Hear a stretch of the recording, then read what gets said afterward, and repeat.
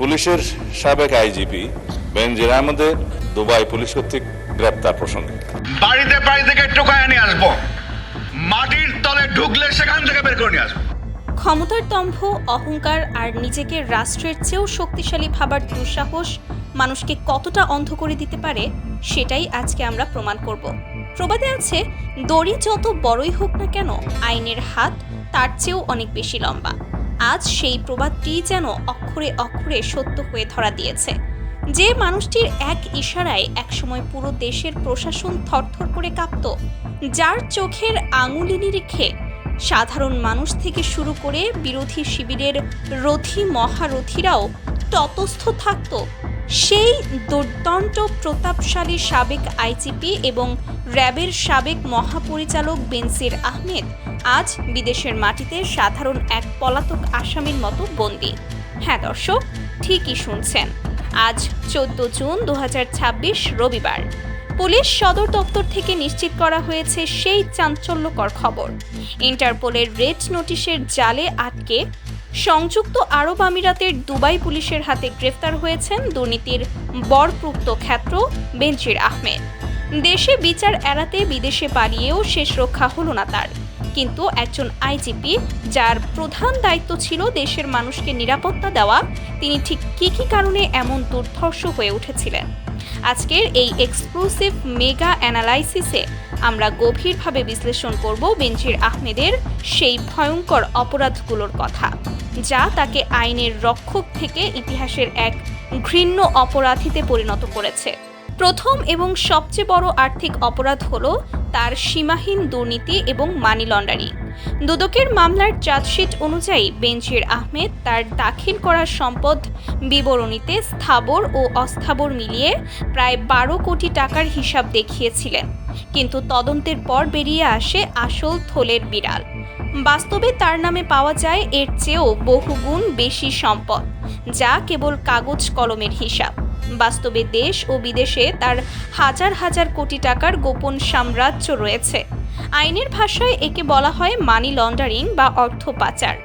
রাষ্ট্রের একজন বেতনভুক্ত সরকারি কর্মকর্তা হয়ে এমন বিপুল পরিমাণ অবৈধ সম্পদের মালিক হওয়াটা বাংলাদেশের কাঠামোগত দুর্নীতির এক নগ্ন এবং ভয়ঙ্কর উদাহরণ, যা দেশের পুরো অর্থনীতিকেই ভেতর থেকে পঙ্গু করে দিয়েছে। কিন্তু তার এই ক্ষমতার অপব্যবহার কেবল টাকার পাহাড় গড়ার মধ্যেই সীমাবদ্ধ ছিল না।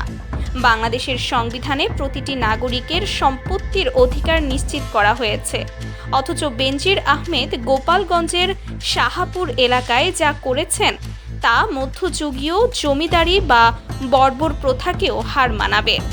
সেখানে নিরীহ মানুষের জমি জোরপূর্বক দখল করে তিনি গড়ে তুলেছিলেন সাভানা ইকো রিসোর্ট নামের এক বিশাল সাম্রাজ্য।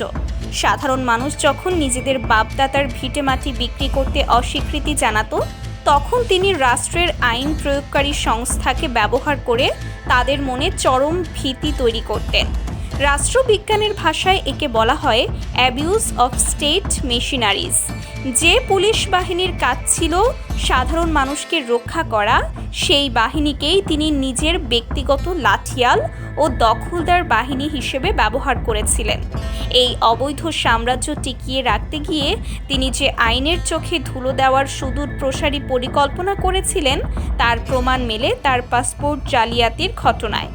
একজন শীর্ষ সরকারি কর্মকর্তা হিসেবে তার একটি অফিসিয়াল বা লাল পাসপোর্ট থাকার কথা, কিন্তু তিনি চরম চতুরতার সাথে নিজের পরিচয় গোপন করে সাধারণ পাসপোর্ট নবায়ন করেছিলেন। আইনের চোখে এটি একটি অত্যন্ত গুরুতর অপরাধ, যাকে বলা হয় আইডেন্টিটি ফ্রড বা পরিচয় জালিয়াতি। বিশ্লেষকদের মতে নিজের দুর্নীতির কালো টাকা বিদেশে পাচার করা এবং ক্ষমতা হারালে সাধারণ নাগরিকের ছদ্মবেশে দেশ থেকে নির্বিঘ্নে পালিয়ে যাওয়ার জন্যই তিনি এই নিখুঁত পূর্ব পরিকল্পনা করেছিলেন। এই একটি ঘটনাই প্রমাণ করে তিনি খুব ভালো করেই জানতেন তার এই তাসের ঘরের মতো অবৈধ সাম্রাজ্য একদিন হুড়মুড় করে ভেঙে পড়বে। আর এই সাম্রাজ্যকে নিশ্চিত্র রাখতেই বেনজির আহমেদ যখন ক্ষমতায় ছিলেন, তখন পুরো দেশে একচ্ছত্র ভয়ের আবহ তৈরি করেছিলেন। বিরোধী মত দমন এবং ভিন্ন মতাবলম্বীদের ওপর খড়গ নামিয়ে তিনি নিজেকে আইনের ঊর্ধ্বে এক অঘোষিত সম্রাট হিসেবে প্রতিষ্ঠিত করেছিলেন। গণতান্ত্রিক রাষ্ট্রে পুলিশ বা প্রশাসনের কাজ হলো আইনের শাসন নিশ্চিত করা, কোনো রাজনৈতিক এজেন্ডা বাস্তবায়ন করা নয়। কিন্তু তিনি আইন প্রয়োগকারী সংস্থাকে একটি নির্দিষ্ট গোষ্ঠীর রাজনৈতিক হাতিয়ার হিসেবে ব্যবহার করেছিলেন। সংবিধানের ২৭ নম্বর অনুচ্ছেদে বলা হয়েছে, সকল নাগরিক আইনের দৃষ্টিতে সমান। কিন্তু তার আমলে আইনি সাম্যকে রীতিমতো পদদলিত করা হয়েছিল। তার এই ভীতি প্রদর্শনের কারণেই সাধারণ মানুষ বছরের পর বছর মুখ খুলতে সাহস পায়নি। বেনজির আহমেদের এই দানবীয় হয়ে ওঠার পেছনের সবচেয়ে বড় কারণটি হল তৎকালীন সরকারের অন্ধ রাজনৈতিক প্রশ্রয়। তিনি খুব ভালো করেই বুঝতে পেরেছিলেন, যতক্ষণ ওপর মহলের আশীর্বাদ তার মাথার উপরে আছে, ততক্ষণ তিনি ধরাছোঁয়ার বাইরে। এই রাজনৈতিক ছত্রচ্ছায়াই তাকে ধরাকে স্বরাজ্ঞান করার দুঃসাহস জুগিয়েছিল। সংবিধানের ২১/২ অনুচ্ছেদে স্পষ্ট বলা আছে, জনগণের সেবা করাই প্রজাতন্ত্রের কর্মচারীদের বক্তব্য। কিন্তু বেনজির আহমেদ জনগণের সেবক হওয়ার বদলে নিজেই জনগণের প্রভু বা শাসক হতে চেয়েছিলেন। ইতিহাসের পাতা উল্টালে দেখা যায়, যখনই কোনো রাষ্ট্রে শাসকদের জবাবদিহিতার ঊর্ধ্বে তুলে দেওয়া হয়, তখনই সেখানে এমন ফ্রাঙ্কেনস্টাইনের জন্ম হয় যে একসময় রাষ্ট্রকেই গিলে খেতে চায়। সুপ্রিয় দর্শক, বেনজির আহমেদের এই উত্থান এবং দুবাইয়ে গিয়ে গ্রেফতারের মাধ্যমে পতন, পুরো ঘটনাটি আমাদের রাষ্ট্র ব্যবস্থার জন্য এক বিশাল শিক্ষণীয় বিষয়। এই ঘটনা প্রমাণ করে যে অন্যায় করে পার পেয়ে যাওয়ার দিন হয়তো সত্যিই শেষ হয়ে আসছে। ইন্টারপোলের মাধ্যমে তাকে দেশে ফিরিয়ে আনার এই প্রক্রিয়া আন্তর্জাতিক কূটনীতি এবং আইনের এক বড় বিজয়। এর ফলে ভবিষ্যতে যারা ক্ষমতার চেয়ারে বসে সাধারণ মানুষকে শোষণ করার স্বপ্ন দেখবে, তাদের মনেও এক বিশাল ভয়ের সৃষ্টি হবে। তবে এখনই কিন্তু সবকিছু শেষ হয়ে যায়নি। তাকে দেশে ফিরিয়ে এনে সুষ্ঠু বিচার নিশ্চিত করা এবং তার আত্মসাৎ করা, জনগণের প্রতিটি পয়সা রাষ্ট্রীয় কোষাগারে ফেরত আনাই এখন রাষ্ট্রের জন্য সবচেয়ে বড় চ্যালেঞ্জ।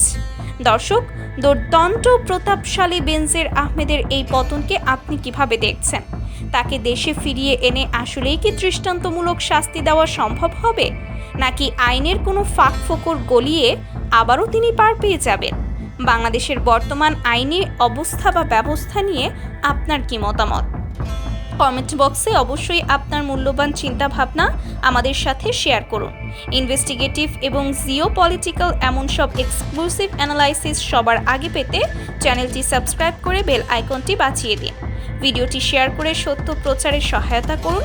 দেখা হচ্ছে পরবর্তী কোনো গুরুত্বপূর্ণ ভিডিওতে। ততক্ষণ ভালো থাকবেন, সুস্থ থাকবেন। আল্লাহ হাফেজ।